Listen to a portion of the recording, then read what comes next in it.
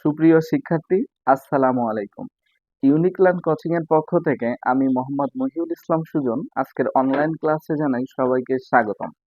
আজকে আমরা কিভাবে একটি জাবেদার ডেবিট ক্রেডিট নির্ণয় করতে হয় এই সম্পর্কে শিখব। অর্থাৎ হিসাব সমীকরণের, দেখেন হিসাব বিজ্ঞানের হিসাব সমীকরণ, অর্থাৎ যেটা আমরা হিসাব বিজ্ঞানের দ্বিতীয় অধ্যায় যে হিসাব সমীকরণ করতে বলে, অথবা এ সমান এল প্লাস ওই নির্ণয়, অথবা টেবুলার চক নির্ণয়। তো এই যখন এটা সমীকরণ আমরা করতে যাই তখন বিশেষ করে জাবেদার প্রয়োজন হয় সমীকরণ নির্ণয় করতে গেলে। তো কোন হিসাবটা ডেবিটে দিব, কোন হিসাবটা ক্রেডিটে দিব, এইটা নিয়ে আমাদের অনেক ঝামেলা হয়। তো আজকে আমরা এক নিমিষে হিসাব বিজ্ঞানের ডেবিট ক্রেডিট কিভাবে নির্ণয় করতে হয় এটা আমরা শিখব। তো আমরা সবাই জানি হিসাব হচ্ছে 5 প্রকার, তাই তো? তো 5 প্রকার হিসাব কি কি আমরা একটু দেখি। এখানে হচ্ছে আয়, ব্যয়, সম্পদ,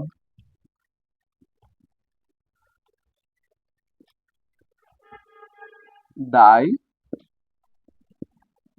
মালিকানা সত্ত্ব।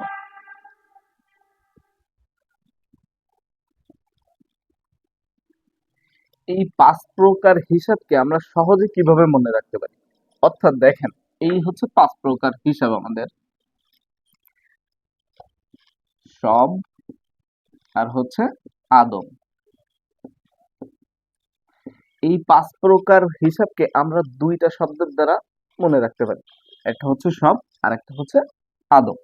অর্থাৎ এই সতে হচ্ছে সম্পদ, আর এই বতে হচ্ছে ব্যয়, এই আতে হচ্ছে আয়, আর দতে হচ্ছে দায়, আর মোতে হচ্ছে মালিকানা সত্ত্ব। ক্লিয়ার? অর্থাৎ আমাদের সবতে কি বোঝাচ্ছে? দন্ত সতে সম্পদ, বতে ব্যয়, আতে হচ্ছে আয়, দতে হচ্ছে দায়, আর মোতে হচ্ছে মালিকানা সত্ত্ব। এখন আমরা 5 প্রকার হিসাবকে সহজে দুইটা শব্দে নিয়ে আসলাম মনে রাখার জন্য। এবার এই 5 প্রকার সম্পদকে কোনটা ডেবিটে যাবে কোনটা ক্রেডিটে যাবে এইটা কিভাবে করতে হয় এটা একটু শিখবো। তো দেখেন,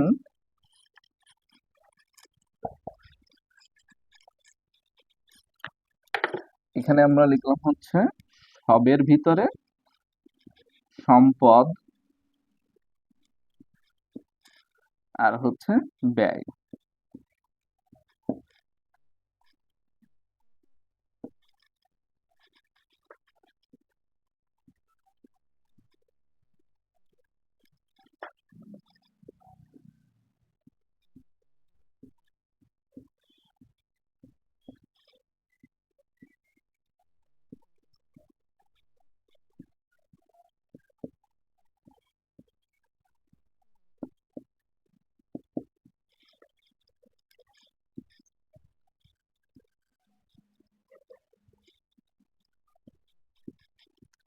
আদামের ভিতরে হচ্ছে আয়, দায়,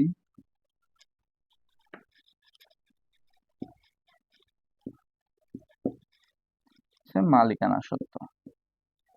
তিনটা, এই তিনটা হ্রাস পেলে ডেবিট, বৃদ্ধি পেলে, আচ্ছা এইটা উপরে দিয়ে দিই তাহলে আপনাদের বুঝতে হবে। বৃদ্ধি পেলে ক্রেডিট, হ্রাস পেলে ডেবিট।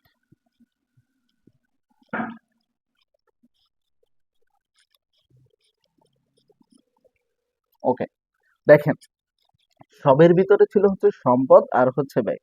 তো সম্পদ এবং ব্যয় যদি বৃদ্ধি পায় তাহলে হচ্ছে ডেবিট, এবং সম্পদ ব্যয় যদি হচ্ছে হ্রাস পায় তাহলে হচ্ছে ক্রেডিট। এরপরে আদমের ভিতরে ছিল হচ্ছে আয়, দায়, মালিকানা সত্ত্ব। তো আয়, দায়, মালিকানা সত্ত্ব যদি বৃদ্ধি পায় তাহলে হচ্ছে ক্রেডিট, আর যদি হ্রাস পায় তাহলে ডেবিট। ওকে, তাহলে 1 মিনিটের ভিতরে আমরা কিভাবে দেখলাম যে হচ্ছে ডেবিট এবং ক্রেডিট নির্ণয় করতে হয়। তো ইনশাল্লাহ পরবর্তী ক্লাসে আমরা নতুন কোনো ভিডিও নিয়ে হাজির হব। সেই পর্যন্ত সবাই ভালো থাকবেন, সুস্থ থাকবেন। আল্লাহ হাফেজ।